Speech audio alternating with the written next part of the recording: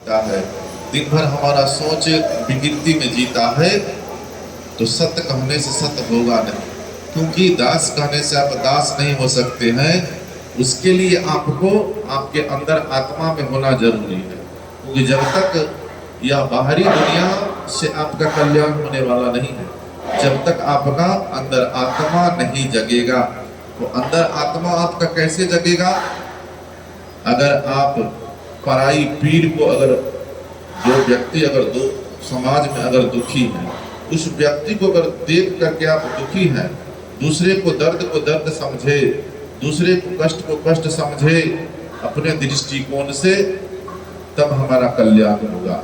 नहीं तो हम और आप कितना हो, अगर अपने आप को नहीं समझ पाएंगे तब तक कल्याण संभव नहीं है। सदगुरु कबीर साहब का शब्द है, जो हम लोगों के ऊपर कोई नहीं। सदगुरु कबीर साहब का शब्द है, जो जीव के ऊपर कोई नहीं, जीव के ऊपर कोई नहीं, बने भरम के दास, कहे कबीर वह जीव को निर्जीव पर विश्वास। हम लोग के ऊपर कोई नहीं है।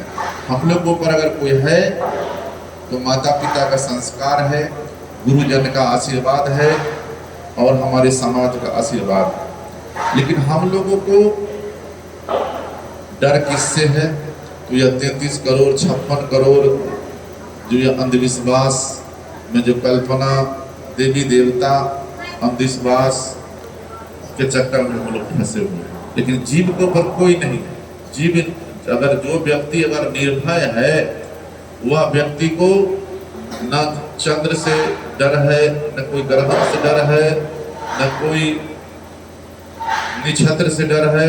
जो व्यक्ति निर्भय है, जो व्यक्ति अगर निर्भय नहीं है, पंडित के पीछे पड़ा हुआ है, मुल्ला के पीछे पड़ा हुआ है, भगत के पीछे पड़ा हुआ है, ओझा गुनी के पीछे पड़ा हुआ है, वही व्यक्ति को डर सता रहा है, वही व्यक्ति को जीवन जीने में डर होता है। जो व्यक्ति अगर अपने आप को निर्भय हो जाए, उसको दुनिया में किसी से डरने की जरूरत नहीं है। तो निर्भय होने के लिए, भय को मुक्त करने के लिए हम लोगों को संसार के जो विषय वस्तु है, विषय विकार है, नाना प्रकार की जो उलझन है, उससे दूर होना पड़ेगा।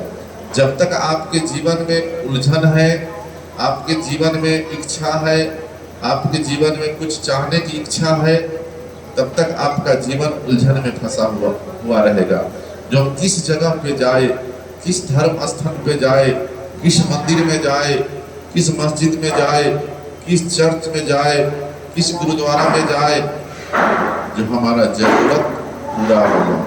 लेकिन इंसान जब तक यह श्वास चलता है, तब तक उसे जरूरत का जो वस्तु है कुछ न कुछ कमी रह जाता है। ऐसा कोई व्यक्ति नहीं है जो पूर्ण हुआ है। पूर्ण कब हम लोग हो सकते हैं? पूर्ण हम लोग कब होंगे? जब अपने आप के अंदर आत्मा में पूर्ण हो जाएगा। बाहरी वस्तु से आप कभी पूर्ण नहीं हो सकते हैं, आपका इच्छा भी कभी कम नहीं हो सकता है। लेकिन जिस दिन से आपके जीवन में संसार का जो वस्तु है, उस वस्तु से आपका अगर नेह हट जाए, संसार के वस्तु को हम लोग मिट्टी समझ ले, संसार के वस्तु को राख समझ ले, उस दिन से हमारा जीवन जो है पूर्ण हो जाएगा। और जब तक इस संसार के वस्तु को अगर हम पूर्ण नहीं मानेंगे, तब तक हम पूर्ण नहीं हो सकते हैं। तब तक हम लोगों को भ्रम में रहना पड़ेगा। तो जीव के ऊपर कोई नहीं, बने भ्रम के दास, कहे कबीर वह जीव को निर्जीव पर विश्वास। हम लोगों को अभी देखते हैं, एक माता पिता को खुश रखने में बहुत परेशानी होता है। उसको दवा देना, सेवा करना, भोजन देना, ठीक ढंग से उससे बात करने में बहुत मतलब जो है सहन करने की क्षमता हो, सहन करना पड़ता है, बहुत चीज़ों को बर्दाश्त करना पड़ता है। लेकिन हम लोग को विश्वास कहाँ है? माता पिता पर विश्वास नहीं है, अपने बड़े बुजुर्ग पे विश्वास नहीं है, समाज पे विश्वास नहीं है। हम लोग विश्वास कहाँ टिका हुआ है? निर्जीव। निर्जीव कौन है? हम लोग जो व्यक्ति मर गया उस पे हम लोग को विश्वास है। आज हम लोग यह निर्जीव हो गया, जो पत्थर, पानी, पहाड़, इट्टी, मिट्टी, फट्टी से बना हुआ मूर्ति है, उस पर हम लोग को विश्वास है। लेकिन जो हमारा असली माता पिता है, असली हमारा समाज है, उस पे हम लोग को विश्वास नहीं है, उससे हम लोग को डर नहीं है। लेकिन हम लोग को डर किससे है? जो निर्जीव है। आज तक हम लोग निर्जीव में ही फंसे हुए हैं, सजीव से हम लोग भागते हैं, क्योंकि सजीव जिसमें जान है उसको खुश रखने के लिए हम लोगों को बहुत कुछ करना पड़ेगा। लेकिन निर्जीव को खुश रखने के लिए 2 अगरबत्ती, 2 फूल चढ़ा ले तो समझ लीजिए हमारा पूजा हो गया, 2 लड्डू चढ़ा ले हमारा पूजा हो गया। लेकिन ऐसी बात नहीं है। पूजा अगर हम लोगों को करना है तो सदगुरु कबीर साहब का कर्म क्षेत्र आप लोग जानते हैं, जो उनका कर्म क्षेत्र काशी में था। तो काशी के चौराहे पे ब्राह्मणवादी व्यवस्था है, काशी में आप लोग जानते हैं, और उनको सदगुरु कबीर साहब को बहुत बावन कसनी दिया गया, यह भी आप लोग जानते हैं। तो सदगुरु कबीर साहब से उपदेश किया गया, जो आप यह बताइए, जो ना आप यज्ञ करते हैं, ना हवन करते हैं, ना एकादशी करते हैं, ना कोई पूजा करते हैं, ना कोई पाठ करते हैं, कुछ नहीं करते हैं, तो आप कौन सा पूजा करते हैं?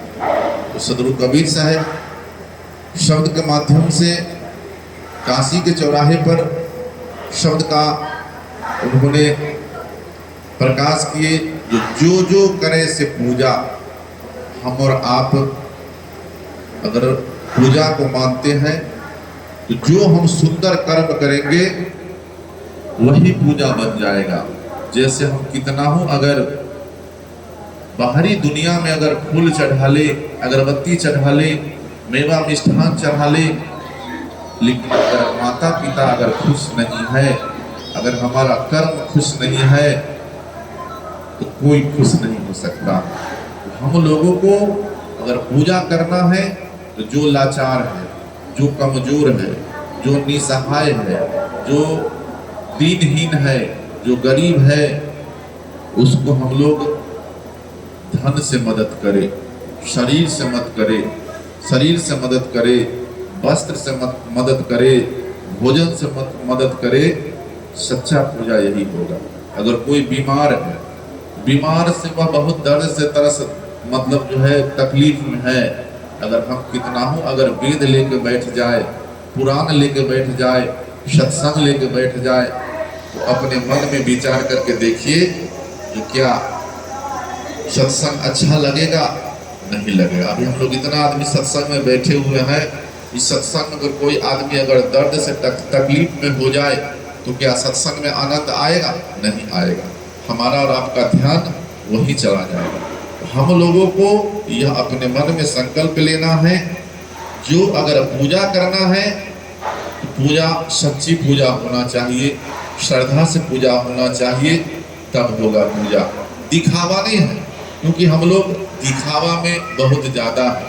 हम लोग को दिखावा से काम चलने वाला नहीं है, क्योंकि सदगुरु कबीर साहब का शब्द है, जो हम लोग अगर दिखावा पे चलेंगे तो भक्ति नहीं हो पाएगा। भक्ति जो है यह गुप्त अमानी है। भक्ति जो है गुप्त करने की चीज़ है, दिखाने की चीज़ नहीं है। जैसे अभी हम लोग सत्संग में बैठे हुए तो सब आदमी सत्संगी है, यह सत्य है, लेकिन आपके मन में कितना सत्संग चल रहा है, आपके मन में कितना झूठ चल रहा है, आपके मन में कितना अंधविश्वास चल रहा है, आपके मन में कितना जो है अंधविश्वास चल रहा है, ये आपको पता होगा। तो यह बाहरी सत्संग से ज़्यादा हमारे अंदर आत्मा में सत्संग होना जरूरी है। और यह सत्संग जो है आपको 2 दिवसीय सत्संग है, यह सत्संग कुछ पल के बाद, कुछ क्षण के बाद यह समाप्त हो जाएगा। लेकिन आपके विचार का सत्संग, आपके अंदर आत्मा का सत्संग, आपके परमात्मा का सत्संग, ये सत्संग आपके मन में 24 घंटा चलता है।